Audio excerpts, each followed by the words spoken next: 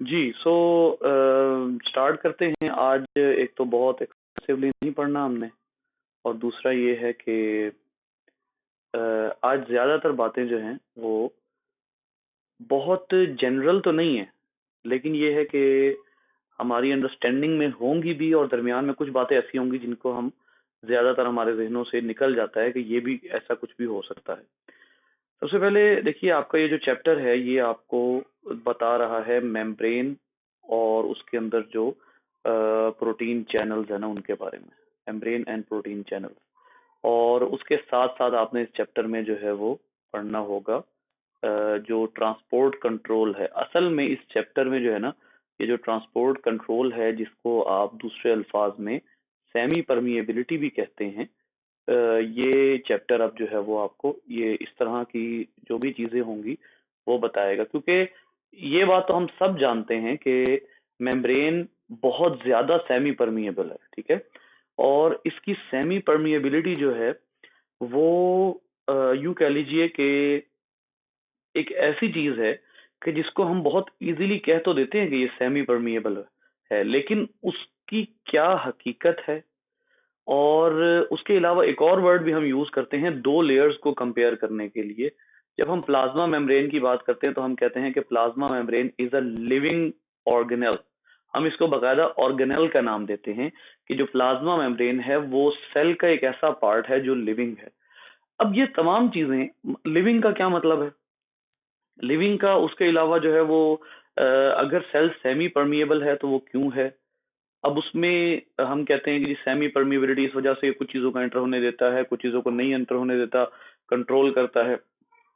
अच्छा, अगर वो कंट्रोल करता है तो वो किस हद तक, किस लेवल तक जाके कंट्रोल करता है, क्या वो चीजें होती हैं जो कंट्रोल को पॉसिबल बनाती हैं।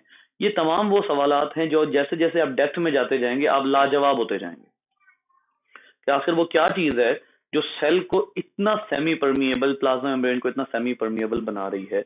इसमें सबसे पहले तो देखिए, लिविंग और नॉन लिविंग, जो लिविंग और जो नॉन लिविंग सेल वॉल है, लिविंग प्लाज्मा मेम्ब्रेन और नॉन लिविंग सेल वॉल, इन दोनों में नॉन लिविंग सेल वॉल, इन दोनों में जो सबसे बड़ा फर्क है वो ये है कि नॉन लिविंग सेल वॉल जो है उसके अंदर नो परमिएबिलिटी, और दूसरी बात नो फंक्शन। उसका कोई स्पेशल फंक्शन नहीं है, ना उसके अंदर ऐसी परमिबिलिटी है, ना उसके अंदर कोई ऐसा स्पेशल फंक्शन है कि आप उसको कहें कि उसको लिविंग कंसिडर किया जाएगा, सिवाय इसके कि सेल वॉल जो है वो सपोर्ट प्रोवाइड कर रही है। और वो भी कल हमने उस बात को भी काफी हद तक निगेट किया कि असल में सेल वॉल सेल को सपोर्ट प्रोवाइड नहीं कर रही, बल्कि उसका जो साइटोस्केलेटन है प्लाज्मा मेम्ब्रेन के अंदर और बाहर का जो साइटोस्केलेटन है वो उसको बहुत मेजर सपोर्ट प्रोवाइड कर रहा है। ये हमने कल जो है वो बात की थी। अच्छा, लिविंग जो प्लाज्मा मेम्ब्रेन है ये लिविंग कैसे है, मैंने आपको भी बताया कि इसके पास सेल का बहुत बड़ा कंट्रोल है। कौन कौन सा कंट्रोल है? सबसे पहला कंट्रोल है जी transport in and out, in and out जो भी ट्रांसपोर्ट होगी। दूसरा कंट्रोल जो इसके पास बहुत इंपॉर्टेंट है बच्चे, वो है सिग्नल ट्रांसडक्शन, सिग्नल अंदर और बाहर लेकर जाना। जो भी सिग्नल अंदर आना है और बाहर जाना है वो सारा का सारा डिपेंड करता है only and only plasma membrane पे, ठीक है। प्लाज्मा मेम्ब्रेन का जो स्ट्रक्चर है वो मैटर करेगा। अगर वो प्लाज्मा मेम्ब्रेन का स्ट्रक्चर जो है वो किसी जो है वो खास किस्म के सिग्नल के मुताबिक नहीं है तो वो सिग्नल उधर रिसीव नहीं होगा। एक छोटी सी एग्जांपल यहाँ पर आपको देता हूँ, फिर आगे चलते हैं। एग्जाम्पल ये है कि आप कहते हैं कि जी जो हार्मोन्स हैं उनका जो सबसे इम्पोर्टेंट फीचर है वो क्या है कि कोई भी हार्मोन या एंडोक्राइन केमिकल जो है वो डक्ट में नहीं जाता, बल्कि वो जो एंडोक्राइन केमिकल है वो हमेशा ब्लड के थ्रू पूरी बॉडी में जाता है। अब ब्लड के थ्रू पूरी बॉडी में जाता है तो पूरी बॉडी के सेल उसको रेस्पॉन्ड क्यों नहीं करते। आखिरी बात जो इसमें आती है वो ये है कि जो प्लाज्मा मेम्ब्रेन का स्ट्रक्चर है वो मैटर करता है। प्लाज्मा मेम्ब्रेन का स्ट्रक्चर अगर सूटेबल है तो वो आने वाला हार्मोन उसको प्रोटेक्ट करेगा, नहीं तो नहीं करेगा, ठीक है। इसी तरह न्यूरोट्रांसमीटर्स की बात करते हैं, प्लाज्मा मेम्ब्रेन का स्ट्रक्चर सूटेबल है तो न्यूरोट्रांसमीटर एक्ट करेगा। तो ये ओवरऑल जितनी सारी चीजें हैं इसमें प्लाज्मा मेम्ब्रेन बहुत ही ज्यादा जो है वो मैटर करती है। अच्छा, इससे पहले कि मैं प्लाज्मा मेम्ब्रेन के हवाले से कुछ और मजीद बात करूं, हम कहते हैं कि जी सबसे पहले where is the plasma membrane located, कहाँ लोकेट होती है, ठीक है। बड़ी इजीली हमारा जो है वो इसका आंसर आता है कि जी पेरिफेरल टू द सेल, ठीक है। पेरिफेरल, यानी कि सेल की बाउंड्री पे। ओके, पेरिफेरल हो गया। लेकिन पेरिफेरल में क्या आप उसकी जो लोकेशन है वो फाइंड आउट कर सकते हैं, यानी कि exact location, exact position of plasma membrane. देखिए याद रखिए, exact position of plasma membrane जो है ना, पोजीशन और स्ट्रक्चर, वो आप किसी एक टाइम पर प्लाज्मा मेम्ब्रेन का पोजीशन और स्ट्रक्चर फाइंड आउट नहीं कर सकते। क्यों नहीं कर सकते? पोजीशन के बारे में तो मैं आपको एक बात बताता हूँ, स्ट्रक्चर के बारे में थोड़ी सी डिटेल डिस्कशन होगी। बेटा पोजीशन के बारे में एक सिंपल एग्जांपल मैं आपको देता हूँ। एज्यूम करें कि आपके पास एक फुटबॉल फील्ड है, या चलें छोड़ें, आपके पास एक फुटबॉल है, ठीक है। उस फुटबॉल के गिर्द आप क्या करते हैं, assume this is a football, ठीक है, और आप क्या करते हैं, आप उस फुटबॉल के ऊपर एक अदद कागज लपेट देते हैं, ठीक है। अब वो जो आपके पास जितने भी का कागज है वो आपने उस फुटबॉल पे लपेट दिया। प्लाज्मा मेम्ब्रेन का सेल से कंपैरिजन ऐसा ही है जैसे आपने फुटबॉल पे कागज लपेट दिया। यानी एक प्लाज्मा मेम्ब्रेन सेल का सिर्फ इतना सा हिस्सा होता है कि वो जो सेल का पूरा डायामीटर है, सेल का पूरा जो है वो स्ट्रक्चर है, उसके इर्द गिर्द जो मेम्ब्रेन है, वो मेम्ब्रेन सिर्फ एक कागज की हैसियत रखती है स्ट्रक्चर के हिसाब से, लोकेशन के हिसाब से, स्ट्रक्चर के हिसाब से वो सिर्फ इतनी हैसियत रखती है। हाँ, लेकिन क्या उसका स्ट्रक्चर कांस्टेंट है? हाँ, स्ट्रक्चर भी कांस्टेंट नहीं है। ये जो हम हमेशा एक पॉइंट एस्टेब्लिश कर लेते हैं कि जी फ्लूइड मोजाइक मॉडल, और वो एक ही तरह से बनाते हैं, स्ट्रक्चर कांस्टेंट नहीं होता। स्ट्रक्चर क्यों कांस्टेंट नहीं होता? इधर देखिएगा, proteins and lipids, proteins and lipid continuously move. ये जो बहुत सी मतलब उसमें सारी नहीं, मैं यहां पर जो है वो एक आपको एक्सेप्शन जरूर बताऊंगा कि जो प्रोटीन और लिपिड हैं वो सारी मूव नहीं करती, सम की बात हो रही है। जैसे आपको यहां पर एक बड़ी मजे की बात बताता हूं कि लिपिड में आपका जो है प्लाज्मा मेम्ब्रेन का जो सबसे इंपॉर्टेंट लिपिड है वो है फॉस्फोलिपिड, ठीक है। जो फॉस्फोलिपिड है, अब ये कंटिन्यूअसली मूव में रहता है, कंटिन्यूअस मूवमेंट करता है। अब ये जो कंटिन्यूअस मूवमेंट है, ये बड़ी हैरानी की बात हमें लगती है कि ये कंटिन्यूअस मूवमेंट करता है, लेकिन कैसे, ये भी जरा समझने की बात है। फॉस्फोलिपिड ऊपर और नीचे मूव नहीं करता, ऐसे मूव नहीं करता। फॉस्फोलिपिड साइडवेज मूव करते हैं, अपनी अपनी जगह बदलते रहते हैं, मुस्तकिल ये मूव में रहते हैं। और उसकी मूवमेंट की वजह क्या है, ये आपको थोड़ी देर में मैं जो है इसकी लिक्विफिकेशन जब बताऊंगा प्लाज्मा मेम्ब्रेन की, तब बताऊंगा कि इसकी मूवमेंट की वजह क्या है। लेकिन बुनियादी तौर पे जो प्लाज्मा मेम्ब्रेन है वो कांस्टेंट स्ट्रक्चर नहीं होता। उसको आप किसी एक टाइम पर भी ऐसे नहीं कह सकते कि वो कांस्टेंट स्ट्रक्चर है। इवन इसके आगे एक एक स्टेप और बढ़ के बात करते हैं कि even the percentages of lipid and proteins is not constant, and protein is not constant। अच्छा, किसमें? दो स्पीशीज में। इधर देखिएगा, between two species and even two cells, दो स्पीशीज में और दो सेल्स में भी बाज़ औक़ात जो है, एंड बिटवीन सेल्स, ये जो कंपोजिशन होती है ये डिफरेंट होती है, सेम नहीं होती। यानी आप अगर अपने सेल का एक जनरलाइज स्ट्रक्चर बनाएं तो वो तो हमें जनरलाइज स्ट्रक्चर छोटी क्लासेस में पढ़ा दिया गया, लेकिन इस बात को रियलाइज करना जरूरी है कि प्लाज्मा मेम्ब्रेन एक ऐसा मॉडल है। प्लाज्मा मेम्ब्रेन के बारे में आपको एक बात बताई जाती है which is known as fluid mosaic model. अब सवाल ये पैदा होता है कि क्या आप में से किसी को ये पता है कि ये फ्लूइड क्यों है और मोजाइक क्यों है? मॉडल का तो वर्ड है ना कि आपने एक नमूना दे दिया, but why it is fluid and why it is Mosaic? तो फ्लूइड, ये जो जितनी मूवमेंट हो रही है प्रोटीन्स की, लिपिड्स की, जितनी भी मूवमेंट हो रही है, वो सारी की सारी मूवमेंट जो है वो इसकी फ्लूइडिटी की वजह से हो रही है। और ये जो फ्लूइडिटी है, it is the thing, it is the main thing, कि जो फ्लूइडिटी जितनी भी होगी वो सारी की सारी जो है वो सेल के अंदर जो प्लाज्मा मेम्ब्रेन के मॉलिक्यूल्स की मूवमेंट है उसको पॉसिबल बनाएगी, और उसी फ्लूइडिटी की वजह से एक सेल दूसरी जगह पर जा सकता है। वो फ्लूइडिटी के पीछे कौन कौन जो है वो क्या क्या वजह है, वो भी अभी थोड़ी देर में देखते हैं। सबसे पहले तो अगर मैं एक जो है वो प्लाज्मा मेम्ब्रेन, वो छोटी सी प्लाज्मा मेम्ब्रेन में ड्रॉ करता हूँ, तो उसमें जो सबसे इंपॉर्टेंट स्ट्रक्चर आपके पढ़ने का इस वक्त है वो ये है कि जो प्लाज्मा मेम्ब्रेन होती है वो बाइलेयर क्यों होती है। आप लोगों को ये बुनियादी बातें पता होंगी, मैं सिर्फ थोड़ा थोड़ा ये टच करके आगे चलूंगा। ये जो एक प्लाज्मा मेम्ब्रेन है ये बाइलेयर है। अब ये बाइलेयर क्यों है या ये ऐसे क्यों है, इधर देखिएगा।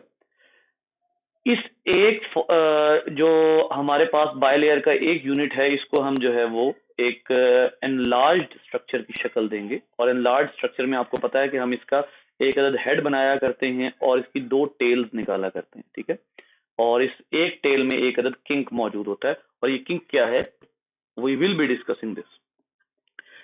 इस किंक में जो सब इस पूरे स्ट्रक्चर में इस पूरे मॉलिक्यूल को, जिसको यूनिट कंसिडर किया जाता है, इस पूरे मॉलिक्यूल को कहा जाता है फॉस्फोलिपिड, ठीक है। इसको फॉस्फोलिपिड क्यों कहा जाता है? क्योंकि इसके 3 कंपोनेंट्स हैं।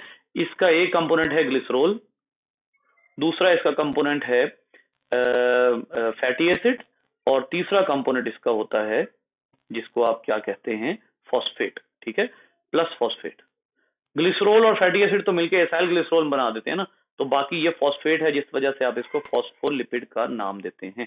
अब ये जो आपका ये जो फॉस्फोलिपिड का मॉलिक्यूल है, यहां से यहां तक ये हेड जो है ये पोलर होता है, और जो यहां से यहां तक का जो है इसको आप नॉन पोलर भी कहते हैं, और इसको आप जो है वो हाइड्रोफोबिक एंड भी कहते हैं, ठीक है।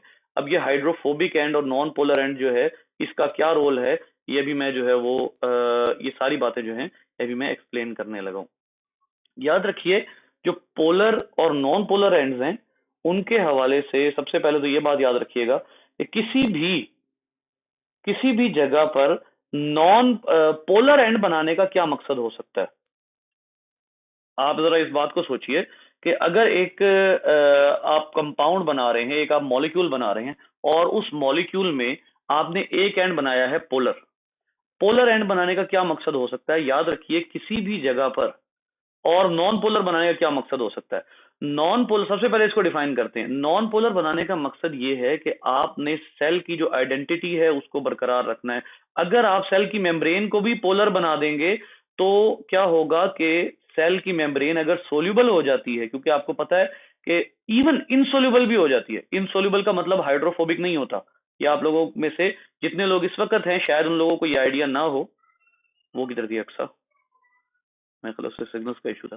अच्छा, जो सोल्यूबल या इनसोल्यूबल भी बना देते ना हम इस प्लाज्मा मेम्ब्रेन के इस एंड को, तो क्या होता, सेल मेम्ब्रेन क्या हो जाती, बिल्कुल वाटरी हो जाती। सेल मेम्ब्रेन बिल्कुल वाटरी हो जाती, और ये वाटरी हम नहीं बर्दाश्त कर सकते। सेल मेम्ब्रेन का वाटरी होना नहीं बर्दाश्त कर सकते। वो फ्लूइड हो, लेकिन फ्लूइड का मतलब ये नहीं है कि वो पानी में हल हो जाए। पानी में आकर जो है वो अपने आप को बिल्कुल ही एक तरह से वो जो कहते हैं कि पानी में हल होने वाली मिसाल हो, नहीं। हमने एक एंड इसलिए नॉन पोलर रखना है ताकि एक बाउंड्री बन जाए। ये बिल्कुल ऐसे ही है जो हमारा फॉस्फोलिपिड होता है, इसका नॉन पोलर एंड, गौर से सुनिएगा, फॉस्फोलिपिड का नॉन पोलर एंड बिल्कुल वैसा ही एग्जिस्टेंस रखता है जैसे आप पानी में कोई ऑयल का ड्रॉप डाल दें। ऑयल का ड्रॉप डालेंगे तो वो बिल्कुल एक खास किस्म का जो उसका डायमीटर होता है, जितना वो बड़ा ड्रॉप होगा, वो जैसे ही पानी में गिरेगा वो अपनी आइडेंटिटी को खोएगा नहीं, बल्कि अपनी आइडेंटिटी इस तरह से बरकरार रखेगा कि पानी उसको रिपेल कर रहा होगा। तो हाइड्रोफोबिसिटी मेम्ब्रेन में इसलिए जरूरी है। अगर ये हाइड्रोफोबिसिटी जो है ये रिमूव हो जाती है, तो फिर आपका जो सेल है उसकी आइडेंटिटी ही सारी की सारी जो है वो डिस्टर्ब हो जाती है। अच्छा, ये तो हो गया, बट वाई पोलर एंड? अब यहां से आपको समझ आ जाना चाहिए कि हमारा जितना ईसीएफ होता है, हमारी पूरी बॉडी का कोई ऐसा सेल नहीं है जो ईसीएफ में ना डूबा हो। ईसीएफ क्या है? Extra cellular fluid. कोई सेल ऐसा नहीं है जो ईसीएफ में ना डूबा हो। अब ये जो ईसीएफ है, ये किसका बना हुआ है? आपको बहुत अच्छे तरीके से पता होनी चाहिए कि ईसीएफ बना हुआ है लीक्ड वाटर फ्रॉम ब्लड। ये लीक्ड वाटर है। अब अगर ये लीक्ड वाटर है और ब्लड से ये लीक हुआ है, तो इसका क्या मतलब हुआ कि ये जो लीक्ड वाटर से ईसीएफ बना है, ये वाटरी है। अब अगर आपने एक एंड पोलर ना रखा, दोबारा सुनिए, अगर आपने प्लाज्मा मेम्ब्रेन का एक एंड पोलर ना रखा ना, तो प्लाज्मा मेम्ब्रेन वाटर में एग्जिस्ट ही नहीं करेगी। वो ट्रांसपोर्ट पॉसिबल ही नहीं रहेगी उसमें, जब तक आपकी प्लाज्मा मेम्ब्रेन का एक एंड पोलर और एक एंड नॉन पोलर ना हो। पोलर इसलिए कि वो वाटरी फ्लूइड में एग्जिस्ट कर सके, और नॉन पोलर इसलिए कि वो बिल्कुल ही लिक्विड ना हो जाए, बल्कि अपनी फ्लूइडिटी को मेंटेन कर सके। इवन ये जेली लाइक भी नहीं होती। अगर जेली लाइक होगी तो इसमें ट्रांसपोर्ट पॉसिबल नहीं रहेगी। जिस तरह मैंने आपको कहा कि इसके अंदर फॉस्फोलिपिड अपनी जगह चेंज करते रहते हैं, फॉस्फोलिपिड अपनी जगह से मूव करते रहते हैं। अब ये जो फॉस्फोलिपिड अपनी जगह से मूव करते हैं, इनकी मूवमेंट जो है वो इसको फ्लूइड किए हुए है। आप फर्ज करें कि प्लाज्मा मेम्ब्रेन वो हो जाए, क्या कहते हैं उसको, जली हो जाए, जली लाइक। अब वो फॉस्फोलिपिड अपनी जगह नहीं चेंज कर सकेंगे, प्रोटीन मूव नहीं कर सकेंगे, जिनका मूव करना जरूरी है, बहुत जरूरी है प्रोटीन का मूव करना। अब ये सारा सिलसिला क्या हो जाएगा, ये तो मेम्ब्रेन सारी खराब हो जाएगी। ठीक है, इसलिए ना उसको जल रखना है ना उसको लिक्विफाई होने देना है। तो इस वजह से आप एक एंड उसका पोलर और एक नॉन पोलर रखते हैं। फिर एक और बात पे आइए, बाइलेयर क्यों, वाई बाइलेयर, इसका आंसर भी अब हम यहां पर आज लेंगे, क्योंकि ये सारे के सारे कॉन्सेप्ट्स जो हैं ये हैं बहुत बेसिक, लेकिन हमें इसके आंसर नहीं पता होते। हम समझते हैं कि हमें आ बड़ा कुछ किया है, लेकिन इसके आंसर हमें नहीं पता होते। और मैं यहाँ पे स्ट्रेट फॉरवर्ड कन्फेशन दे सकता हूँ कि मुझे ये बात तकरीबन एक साल पहले पहले पता लगी, उससे पहले मुझे भी नहीं पता थी कि जो प्लाज्मा मेम्ब्रेन के दो एंड्स हैं उसमें बाइलेयर बनाने की क्या जरूरत है। ठीक है, फर्ज कर लें कि आपका यहाँ पर वाटरी इन्वायरमेंट है और ये आपका जो है वो एक अदद फॉस्फोलिपिड है, और इसी के साथ बाकी सारे जो हैं वो और मजीद फॉस्फोलिपिड जुड़े हुए हैं। ठीक है, फॉर एग्जांपल यहां से लेकर ये एक पूरी लेयर, ये यहां पर भी फॉस्फोलिपिड है, यहां पर भी फॉस्फोलिपिड है। अब आप मुझे बताइए कि अगर यहां तो इस तरफ तो हो गया टिश्यू, ओके टिश्यू है, और टिश्यू में कौन सा फ्लूइड है, ईसीएफ है, ओके फाइन, यहाँ ईसीएफ है। इधर क्या है, इस तरफ साइटोप्लाज्म है, साइटोप्लाज्म का मेन कंपोनेंट क्या है जी, साइटोसोल। इवन जो दूसरा एरिया होता है उसमें भी जो है वो वाटरी है, वाटर के बगैर तो एग्जिस्टेंस नहीं है। तो अब अगर यहां पर वाटर मौजूद है और ये हाइड्रोफोबिक एंड है, तो प्लाज्मा मेम्ब्रेन तो सारी अनस्टेबल हो जाएगी, क्योंकि वाटर और ये दोनों एक दूसरे को रिपेल करना शुरू कर देंगे, अपने से दूर करना शुरू कर देंगे, तो ट्रांसपोर्ट फिर आड़े आ जाएगी। इसका क्या मतलब हुआ कि अगर आपने एक यूनिट इधर हाइड्रोफोबिक रखा है तो इधर आपको एक यूनिट हाइड्रोफिलिक रखना पड़ेगा।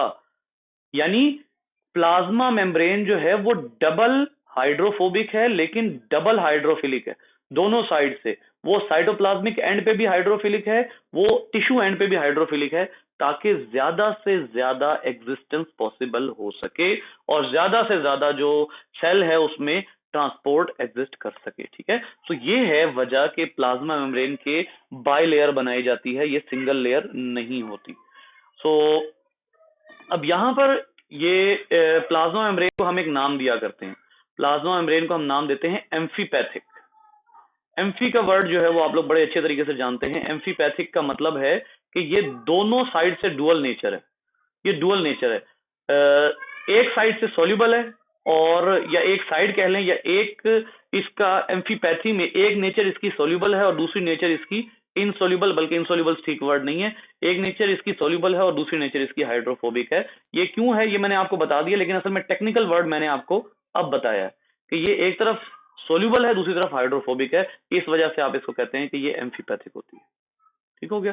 So let's move towards the diagram, या यहाँ पे टॉपिक की तरफ चलते हैं। ये देखिए एग्जैक्टली वही चीज जो मैंने आपको बताई कि ये जो प्लाज्मा मेम्ब्रेन के फॉस्फोलिपिड है ये इस तरह जुड़े हुए हैं। अच्छा, इसके अलावा एक और बात जो बड़ी इंपॉर्टेंट बात है वो ये है कि बेटा ये किंक, ये जो किंक आया हुआ है, ये जो एक थोड़ा सा टेढ़ आया हुआ है, इस पूरी एक टेल सीधी है एक टेल टेढ़ी है, इसकी वजह आप लोगों को जो है वो पता होगी यकीनन। इस एक चेन में, ये फैटी चेन है, ये बेटा ये फैटी चेन है, ये हाइड्रोकार्बन की चेन है, इसको आप फैटी चेन कहते हैं। अब ये फैटी चेन जो है इसमें डबल बॉन्ड्स होते हैं। ठीक है, अब ये सारी चेन जो है ये सिंगल बॉन्ड्स पर मुश्तमिल है, और ये वाली जो चेन है इसमें आकर आ जाता है किंक, इसमें आकर एक टिल्ट आ जाता है, और वो किस वजह से आता है, डबल बॉन्ड की वजह से। अब इसका फायदा क्या होता है, इस एक किंक का और इस डबल बॉन्ड का पहला फायदा ये है कि where there is double bond, there is double bond, lower will be the, जितने ज्यादा डबल बॉन्ड होंगे और जहां जहां डबल बॉन्ड एग्जिस्ट करेंगे, किसमें, फैटी चेन की बात हो रही है, सिर्फ फैटी चेन की। Where there is double bond there will be, मैं सेंटेंस पूरा लिख दूं इसका ताकि एक प्रॉपर कॉन्सेप्ट बन जाए, कि जहां डबल बॉन्ड होगा there will be low melting point. Low melting point इसका क्या मतलब है कि अगर आपकी बॉडी का जो टेम्परेचर है वो 37 है, और जरा एक लम्हे को एज्यूम करें कि आपकी जो दो चेन्स हैं, प्लाज्मा मेम्ब्रेन की दो चेन्स हैं जो फॉस्फोलिपिड की, उन दोनों में कोई डबल बॉन्ड नहीं है, दोनों में कोई डबल बॉन्ड नहीं है, दोनों स्ट्रेट चेन है। 37 पे जो आपके दोनों चेन्स अगर सिंगल बॉन्डेड हो, प्रॉब्लम क्या आएगा, उनका मेल्टिंग पॉइंट बहुत हाई हो जाएगा। मेल्टिंग पॉइंट से क्या मुराद है कि आप जब एक सॉलिड को लिक्विफाई करते हैं, ठीक है, अब लिक्विफाई करते हैं, आप कहते हैं कि जी एक सॉलिड है वो लिक्विफाई हो जाता है अप्रोक्सीमेटली 30 डिग्री सेंटीग्रेड पे एक सॉलिड लिक्विफाई हो जाता है, तो गुड है, मेल्टिंग पॉइंट लो है, ठीक है। लेकिन अगर एक सॉलिड लिक्विफाई होता है 50 डिग्री पे, तो आपकी बॉडी के लिए कौन सा सूटेबल होगा?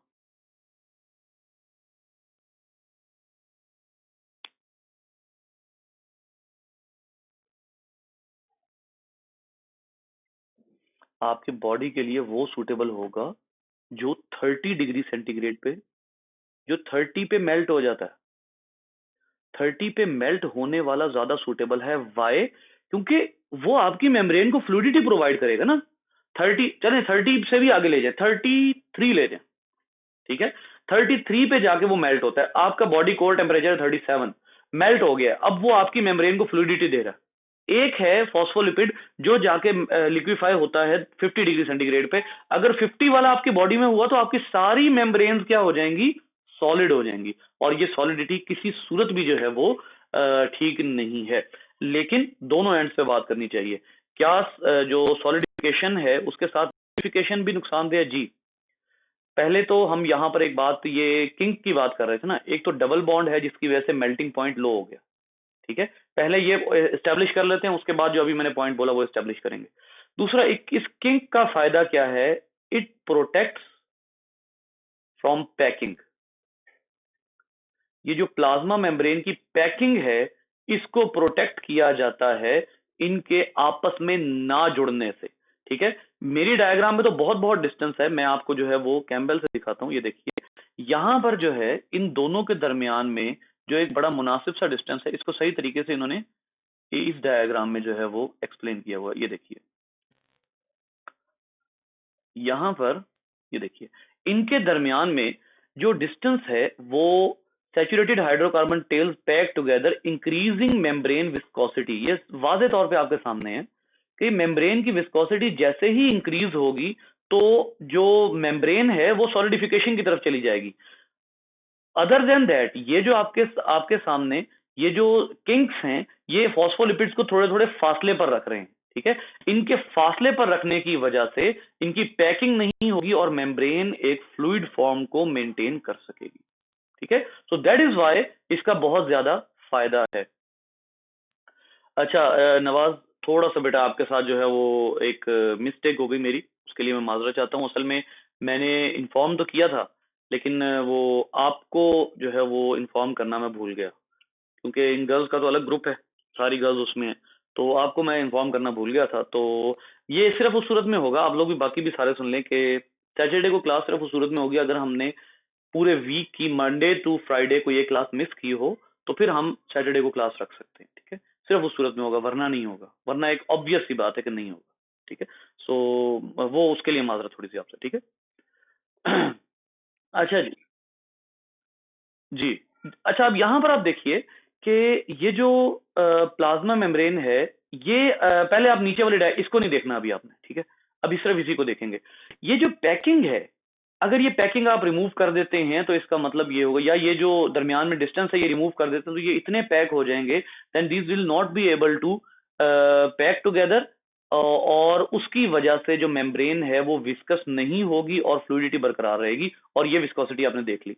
हाँ, एक और यहाँ पर जो पैकिंग है उसको अवॉइड करने के साथ साथ हमने एक और काम भी करना है। The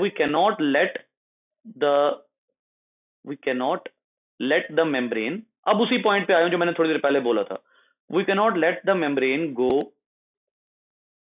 two fluid. भाई बहुत ज्यादा फ्लूइड भी नहीं होने देना, फिर प्रॉब्लम क्रिएट होगा कि जो उसकी ट्रांसपोर्ट होगी वो इतनी ज्यादा फ्री हो जाएगी कि जो मेम्ब्रेन के क्रॉस में ट्रांसपोर्ट है वो डिस्टर्ब रहेगी, मुस्तकिल डिस्टर्ब रहेगी, क्योंकि जब तक फ्लूइडिटी है तब तक तो सेमी परमिएबिलिटी भी बरकरार रहेगी। लेकिन अगर वो ज्यादा से ज्यादा फ्लूइडिटी की तरफ, थिननेस की तरफ चली गई ना, अभी तो थोड़ी सी थिक है, क्यों है? क्योंकि उसके अंदर जो है वो फॉस्फोलिपिड्स हैं। लेकिन अगर आप क्या एज्यूम करें कि अगर आप जो है एक आपका जो फॉस्फोलिपिड है उसका जो मेल्टिंग पॉइंट है, फॉस्फोलिपिड उसका मेल्टिंग पॉइंट है आपके पास 33 डिग्री सेंटीग्रेड, ठीक है, 33 डिग्री सेंटीग्रेड। आप उस अपनी बॉडी के टेम्परेचर को पहुंचा देते हैं 40 डिग्री सेंटीग्रेड पे। अब 40 डिग्री सेंटीग्रेड पे टेम्परेचर की वजह से क्या होगा? Temperature would cause thinness of the plasma membrane, ठीक है, इसकी थिननेस आ जाएगी, और इस थिन होने की वजह से जो प्लाज्मा मेम्ब्रेन होगी उसकी ट्रांसपोर्ट में फिर प्रॉब्लम होगा, साइटोप्लाज्म की लिक्विफिकेशन में प्रॉब्लम होगा, जो सॉल्ट्स होंगे उनकी जो उनका जो बैलेंस होगा वो खराब हो जाएगा, क्योंकि आप जो है वो जितनी थिन करेंगे उतना ही क्विकली सॉल्ट अंदर आने की कोशिश कर सकते हैं, और ऐसी सूरत में जो बैलेंस होगा वो सारा डिस्टर्ब हो सकता है। तो नॉर्मल टेम्परेचर पे normal fluidity is a very important point, ठीक है। अब यहाँ पर बाकी ऑर्गेनिज्म जो है वो क्या करते हैं उनको भी हम देखेंगे, लेकिन हम एक एक करके तमाम ऑर्गेनिजम्स की बात करते हैं। For example let's discuss first about the animals. अब ये जो एनिमल्स हैं, इन तमाम एनिमल्स में जो एक बड़ा ही कॉमन फीचर होता है वो ये होता है कि इनकी प्लाज्मा मेम्ब्रेन में कोलेस्ट्रॉल होता है। कोलेस्ट्रॉल होता है। कोलेस्ट्रॉल दो काम करता है। It does not let the membrane go thin, ये उसको थिन भी नहीं होने देता, ठीक है, कि जी वो थिन हो जाए, और थिन होने की वजह से जो है वो यानी आपकी बॉडी का अगर टेम्परेचर, फॉर एग्जांपल आप 37 डिग्री सेंटीग्रेड पर है ना, आपकी बॉडी का टेम्परेचर 98 डिग्री फ़ारेनहाइट है। अब 98 डिग्री फ़ारेनहाइट से आप मूव कर गए हैं 104 डिग्री फ़ारेनहाइट। 104 डिग्री फ़ारेनहाइट का मतलब ये होगा कि आप अप्रोक्सीमेटली 38 या 39 पर पहुंच गए, ठीक है। तो अब ये 38 या 39 जो है ये आपकी मेम्ब्रेन्स की फ्लूइडिटी को खासा डिस्टर्ब कर सकता है, until and unless you have cholesterol in your membrane, ठीक है। तो मैंने आपको क्या कहा था कि थिन कब होगी? जब टेम्परेचर हाई होगा। टेम्परेचर हाई होगा तो उसकी फ्लूइडिटी में फर्क आ जाएगा, वो ज्यादा फ्लूइडिटी जो है वो मेंटेन हो जाएगी। तो इस वजह से आपको ये पता है कि कोलेस्ट्रॉल जो है वो मेम्ब्रेन को ड्राई करता है। कोलेस्ट्रॉल मेम्ब्रेन को ड्राई कर सकता है। ड्राई कर सकने की वजह से अब आप देखें कि जितना ज्यादा टेम्परेचर होगा, कोलेस्ट्रॉल जब उसको ड्राई रखेगा तो उसकी जो टेम्परेचर है वो भी जरा कम, आप कह लें कि उतना ज्यादा चेंज नहीं होगा, जिसकी वजह से, और अगर इसका नुकसान भी है, अगर आपने कोलेस्ट्रॉल मेम्ब्रेन में बहुत ज्यादा कर दिया तो मेम्ब्रेन में से वाटर क्रॉस नहीं कर सकेगा, क्योंकि डिहाइड्रेशन हो जाती है। इसकी एक मिसाल आपको देता हूं। हमारे गॉल ब्लैडर में पथरी होती है, वो किसकी वजह से होती है? कोलेस्ट्रॉल के पत्थर बन जाते हैं। कोलेस्ट्रॉल क्या करता है? डिहाइड्रेशन करता है। अगर प्लाज्मा मेम्ब्रेन में कोलेस्ट्रॉल ज्यादा हो रहा है तो वो भी डेंजरस है, लेकिन कोलेस्ट्रॉल इस हद तक होना जरूरी है प्लाज्मा मेम्ब्रेन में कि अगर टेम्परेचर ज्यादा हो तो वो उसकी फ्लूइडिटी को मेंटेन करे, उसको थिन ना होने दे। और दूसरी तरफ कोलेस्ट्रॉल एक काम और करता है, वो जो पैकिंग को अवॉइड करता है। मतलब आप यूं कह ले कि लो टेम्परेचर, यहाँ पर बल्कि हम सेंटेंस जो है वो मुझे क्योंकि भूल रहा है, लिहाजा हम यहाँ पे देख लेते हैं कि यहाँ टेम्परेचर के बारे में क्या लिखा हुआ है। हाँ जी, relatively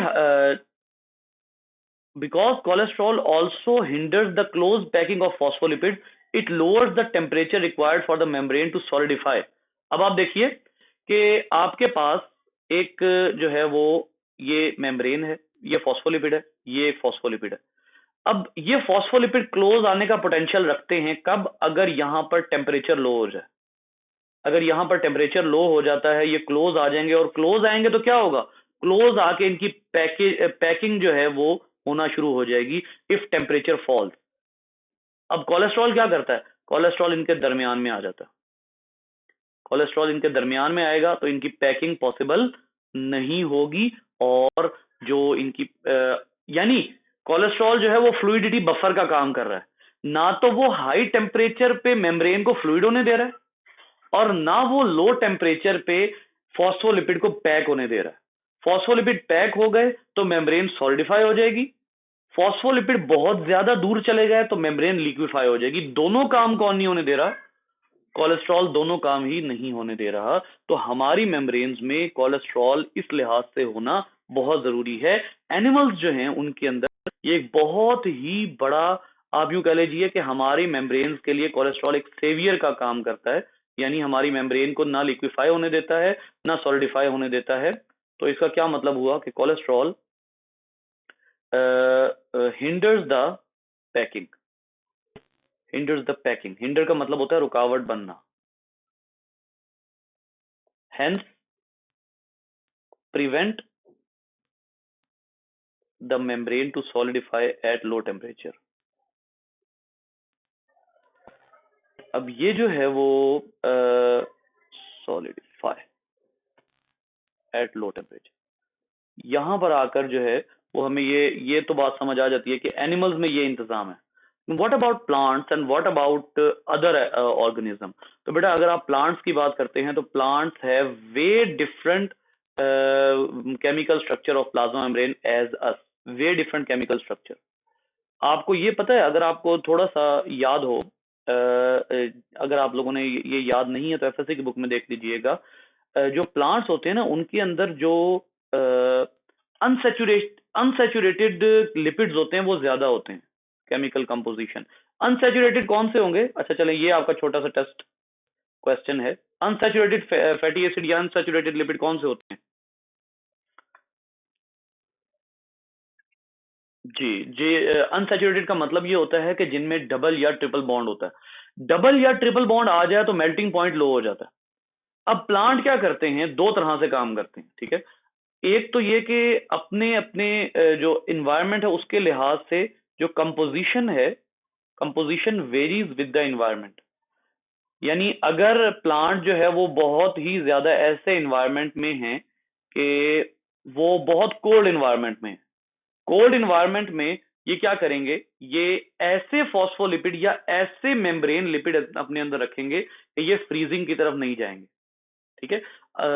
मतलब आप यूं कह लीजिए कि ये ऐसे कार्बोहाइड्रेट, एक कार्बोहाइड्रेट भी यूज करते हैं प्लांट, आपको पता है जरूरत पड़ने पे प्लांट एक कार्बोहाइड्रेट यूज करता है जिसको कहते हैं ट्री हेलोज। ट्री हेलोज, ये आपका जो प्लांट्स वाला चैप्टर है ना उसमें इंशाल्लाह आएगा। ट्री हेलोज एक ऐसा कंपाउंड है जो जरूरत पड़ने पे फ्रीजिंग टेम्परेचर पे प्लांट्स यूज करते हैं ताकि जो साइटोप्लाज्म है उसकी केमिस्ट्री ना चेंज हो, क्योंकि साइटोप्लाज्म की केमिस्ट्री चेंज हो गई तो सेल डेड हो जाता है, ठीक है। अब इसी तरीके से मेम्ब्रेन के अंदर ऐसे लिपिड्स रखना कि मेल्टिंग पॉइंट उसका बहुत ज्यादा हो। फॉर एग्जाम्पल, अगर एक प्लांट जो है वो 0 डिग्री सेंटीग्रेड पे ग्रो कर रहा है तो उसके जो मेम्ब्रेन के लिपिड्स होते हैं वो ऐसे होने चाहिए कि उनका जो फ्रीजिंग पॉइंट है, उनका जो फ्रीजिंग पॉइंट है वो ज्यादा हो, वो इतना कम ना हो। जैसे आप कहते हैं ना कि अगर आप मेम्ब्रेन को फ्रीज करने से प्रोटेक्ट करना चाहते हैं तो उस मेम्ब्रेन के अंदर ऐसे फैट्स रखें जो जल्दी सॉलिडिफाई ना हो सके, क्योंकि जैसे ही फैट्स सॉलिडिफाई हो जाएंगे फौरी तौर पर मेम्ब्रेन का स्ट्रक्चर खराब हो जाएगा। तो वो ऐसे फैट्स रखेंगे जो मेम्ब्रेन को सॉलिडिफाई नहीं होने देंगे। इसी तरह ऐसे बैक्टीरिया भी हैं, अगली बात पर आइए, ऐसे बैक्टीरिया भी हैं जो 90 डिग्री सेंटीग्रेड के ऊपर रहते हैं, जिनमें आर्किया और यू बैक्टीरिया आ जाते हैं। अब आर्किया और यू बैक्टीरिया जो हैं ये 90 डिग्री सेंटीग्रेड से ऊपर भी सर्वाइव कर लेते हैं, तो इनकी प्लाज्मा मेम्ब्रेन को क्यों फर्क नहीं पड़ता? क्योंकि इनकी प्लाज्मा मेम्ब्रेन में ऐसे जो है वो लिपिड्स हैं जो हाई टेम्परेचर पे अपनी विस्कोसिटी बरकरार रख सकते हैं। असल बात तो फ्लूइडिटी है ना, जैसे मर्जी लिपिड्स रख लो, अगर वो लिपिड्स ऐसे हैं जो फ्लूइडिटी मेंटेन कर रहे हैं तो वो आपके लिए सूटेबल होते हैं। इसलिए जो है वो हम एक जो है वो कॉन्सेप्ट देखते हैं यहाँ पर। ये देखिए एवोल्यूशन के हवाले से यहाँ इन्होंने लिखा हुआ है, ये देखिए, some bacteria and archaea thrive at temperature greater than 90 degree centigrade in hot springs and geysers. Their membrane include unusual lipid that may prevent excessive fluidity at high temperature। जितना ज्यादा टेम्परेचर होगा फ्लूइडिटी बढ़ती जाएगी, तो इसका क्या मतलब है, आपने ऐसे लिपिड्स रखने हैं जो उसकी फ्लूइडिटी को बरकरार रख सकें, वो उसको बहुत ज्यादा थिन विस्कोसिटी जो है वो ना हो जाए। और इसी तरीके से इसके ऑपोजिट होगा ऐसे इन्वायरमेंट में जो कि फ्रीजिंग इन्वायरमेंट में रह रहे हैं, जिनके बारे में यहाँ पर जो है वो लिखा हुआ है। जैसे देखिए फिशेज, हाँ ये मैंने एक बात करनी थी आप लोगों से कि फिश में फिश ऑयल जो है वो अच्छा खासा होता है। और उसकी वजह ये होती है कि फिश के अंदर अनसैचुरेटेड फैट्स जो हैं, देखिए, proportion of unsaturated hydrocarbon tails enabling them their membrane to remain fluid, ये फ्लूइड रहती हैं। आपने सरसों का तेल कभी फ्रीजर में रख के देखा है? अगर नहीं तो आजकल रख के देख लें, वो नहीं जमेगा। क्यों नहीं जमेगा? मेल्टिंग पॉइंट इतना लो है, इतना लो है कि वो माइनस पे भी फ्लूइड ही रहेगा। दोबारा गौर कीजिए मेरी बात के ऊपर। अगर आपने एक ऑयल को फ्रीजर में रखा, वो सॉलिडिफाई नहीं हो रहा, आपके फ्रीजर का टेम्परेचर है -10, हर चीज बर्फ बनी पड़ी है, जहां जहां पानी है वो बर्फ बना पड़ा है। इवन जो आपकी बोतल है ऑयल की, उसके ऊपर भी पानी आया पड़ा। बोतल को आपने बड़े कष्ट करके ऐसे उस तरह खोला, पता लगा अंदर ऑयल लिक्विड पड़ा हुआ है। क्यों? उस ऑयल का जो मेल्टिंग पॉइंट है, फर्ज कर लें कि वो -15 है, वो -15 पे मेल्ट हो जाता है। अब क्या हुआ, बोतल के अंदर जो टेम्परेचर था बोतल का वो -10 था, ठीक है, वो ऑयल लिक्विफाई हो जाता है -15 पे। इसका क्या मतलब है कि वो जो ऑयल है, अगर वो ये फिश अपनी मेम्ब्रेन में रख लेती हैं तो -10 डिग्री पे वो फिश अपने सेल को सरवाइव करा सकती है, क्योंकि उसके सेल की मेम्ब्रेन की फ्लूइडिटी इन अनसैचुरेटेड ऑयल्स की वजह से बरकरार रही। तो यहां पे क्या बात समझ आती है कि हर एनवायरनमेंट में रहने वाले ऑर्गेनिज्म की मेम्ब्रेन कंपोजिशन सेम नहीं होती। अगर जरूरत पड़ रही है सैचुरेटेड फैट्स की, जिनका मेल्टिंग पॉइंट बहुत हाई हो, अगर इंतहाई गर्मी में रह रहे हैं आप, तो आपका होना यह चाहिए कि आपकी बैक्टीरिया है बहुत गर्मी में रह रहा है, तो ऐसे होने चाहिए जिनका मेल्टिंग पॉइंट हाई हो। जैसे 90 डिग्री पे बैक्टीरिया रह रहा है, उसको तो चाहिए ऐसी मेम्ब्रेन जिनका मेल्टिंग पॉइंट काफी हाई हो, ताकि जो है वो जल्दी सॉलिडिफाई ना हो जाए। तो क्या होगा कि वो तकरीबन ऐसे फैट्स अपने अंदर रखेगा जो 75-80 पे जाकर मेल्ट होंगे। 75-80 से पीछे वो लिक्विफाई हो जाएंगे, लेकिन 75-80 पे जाके वो मेल्ट होना शुरू होंगे। यानी क्या मतलब हुआ कि वो सैचुरेटेड होंगे, क्योंकि जितना सैचुरेटेड होगा उतना मेल्टिंग पॉइंट हाई होगा, जितना अनसैचुरेटेड होगा उतना मेल्टिंग पॉइंट लो होगा। मेल्टिंग पॉइंट का मतलब लिक्विड ने लिक्विफाई होना है, ओ सॉरी, फैट ने लिक्विफाई होना है। तो जिसने फ्लूइडिटी कम टेम्परेचर पे बरकरार रखनी है वो अनसैचुरेटेड ज्यादा कर दे, और जिसने फ्लूइडिटी ज्यादा टेम्परेचर पे जो है वो बरकरार रखनी है वो सैचुरेटेड को ज्यादा कर दे, ताकि मेल्टिंग जो मेम्ब्रेन है वो देर से मेल्ट हो, उसकी जो विस्कोसिटी है वो बरकरार रहे, वो जल्दी सॉलिडिफाई ना हो जाए। ठीक है, तो ये है असल में, and this is all over. आप मतलब मैं ये बात जो है वो अंडरस्टूड कह सकता हूं कि शायद आप में से किसी ने मेम्ब्रेन को इतनी इंपॉर्टेंस दी ना हो कभी। क्या वजह है? तो प्लाज्मा मेम्ब्रेन है, ठीक है, पढ़ो गुजरो, पढ़ो गुजरो। और माशाल्लाह हमने कौन से बुक पढ़ी होती है? हाँ हाँ, या हमें नोट्स पकड़ाए जाते हैं, लो जी ये पढ़ लो, ये प्लाज्मा मेम्ब्रेन है। या हमें दिया जाता है पीएस वर्मा, और वो जो पीएस वर्मा है उसके अंदर बात समझ आती है नहीं आती इससे गर्ज नहीं है, इतना इतना डाटा उठा के दिया हो। और वो फिर या तो बच्चा आवाजार हो जाता है, या फिर वो असल पॉइंट को भूल के, हमारा प्रॉब्लम ये, आप लोग जिन डिग्रियों में पढ़ रहे हैं ना, आप सबका प्रॉब्लम पता क्या है? मुझे बड़ा कॉमन प्रॉब्लम है सबका। आपका एक प्रॉब्लम आप लोग फेस कर रहे होंगे, एडवांस नॉलेज है, बेसिक्स नहीं है। क्यों नहीं है भाई? आपको बेसिक एडवांस बुक में नहीं मिलेगी। बेसिक आपको जो बंदा पढ़ा रहा है ना, वो अगर बेसिक से उठा रहा है बात, तो बेसिक आपको वहां मिलेगी, बेसिक आपको एडवांस बुक में नहीं मिलेगी। तो ये इस तरह की चीजें जो हैं वो या तो पूछते रहना चाहिए, या फिर अपनी पिछली बुक, अगर कोई अच्छी बुक है आपकी, उसके साथ कांटेक्ट रखना चाहिए। वरना आपको ये बेसिक्स जो हैं यही मार डालती हैं। असल में जो आपके सीएसएस पीपीएससी इन चीजों के इंटरव्यूज होते हैं, आपके सब्जेक्ट रिलेटेड जो इंटरव्यूज होते हैं, उनमें यही चीजें आपको मारती हैं। वो आपसे एडवांस तो नहीं पूछेंगे।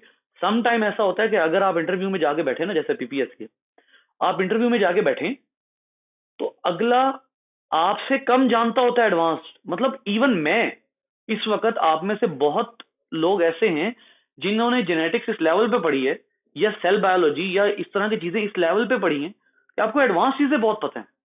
मुझे वो एडवांस चीजें भूल चुकी हैं मेरे बीएस के दौर की। आपको पता है, क्यों पता है? क्योंकि अभी आप उसके साथ इन टच है। लेकिन आपसे वही बंदा इंटरव्यू में आप सामने बैठे होंगे, वो आपसे बेसिक सा पॉइंट मार देगा आपको। आप हवन्नक बैठे होंगे कि ये क्या किया इसमें, क्यों?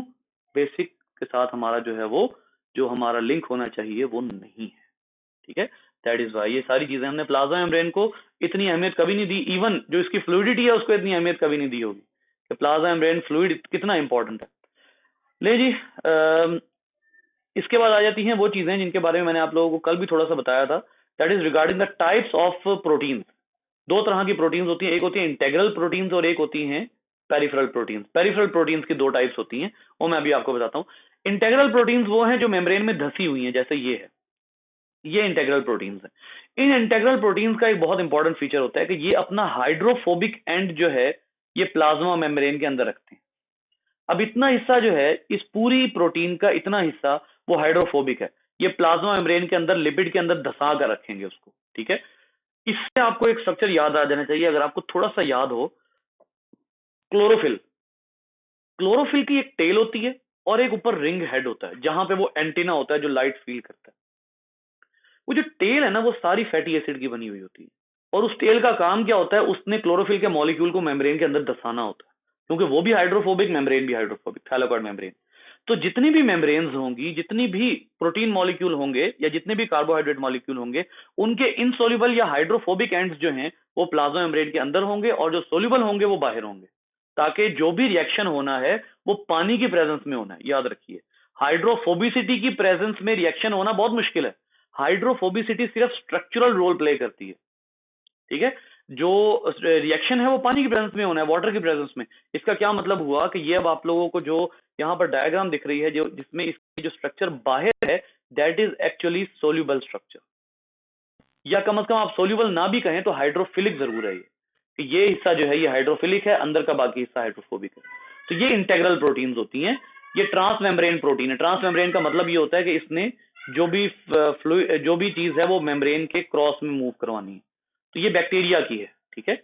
तो इसका आप देख लीजिए, एन टर्मिनस और सी टर्मिनस का क्या मतलब है। ले जी, ये आपका टेस्ट है, बताइए, छोटा सा क्विज क्वेश्चन है, एन टर्मिनस और सी टर्मिनस।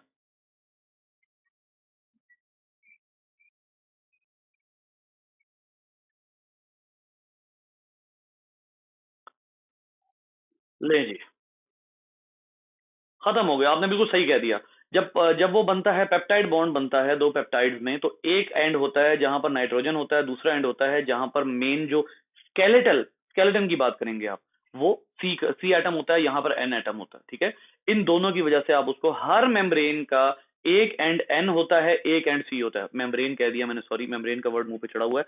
हर प्रोटीन का एक एंड एन होता है, दूसरा एंड सी होता है, यानी एक एंड से वो एन से शुरू हो रही होती है और एक एंड से वो सी से शुरू हो रही होती है। तो एन टर्मिनस और सी टर्मिनस जो हैं वो इसके आपके सामने यहाँ पर ये मौजूद हैं, ये वाले।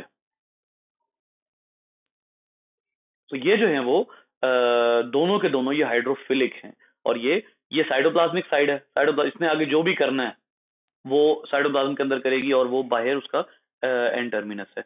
पेरिफेरल प्रोटीन, पेरिफेरल प्रोटीन के हवाले से मैंने आपको दो बताई थी बातें। पेरिफेरल प्रोटीन्स जो हैं उनके हवाले से मैंने आपको कहा था, एक पेरिफेरल प्रोटीन्स वो होती हैं जो इंट्रिंसिक होती हैं, जो प्लाज्मा मेम्ब्रेन में साइटोप्लाज्म के एंड पे होती हैं, वो पेरिफेरल प्रोटीन इंट्रिंसिक होती हैं। दूसरी पेरिफेरल प्रोटीन होती है जो एक्सट्रिंसिक होती हैं, जो प्लाज्मा मेम्ब्रेन से आउटसाइड होती हैं, यानी ईसीएस में मौजूद होती हैं, ठीक है। तो उनको भी हम इंशाल्लाह देखेंगे, सारी प्रोटीन्स को। आज जो है वो इतना ही काफी है। सैटरडे वाले दिन थोड़ा सा जल्दी अगर हम जो है वो छोड़ दें तो खैर है, कोई बात नहीं।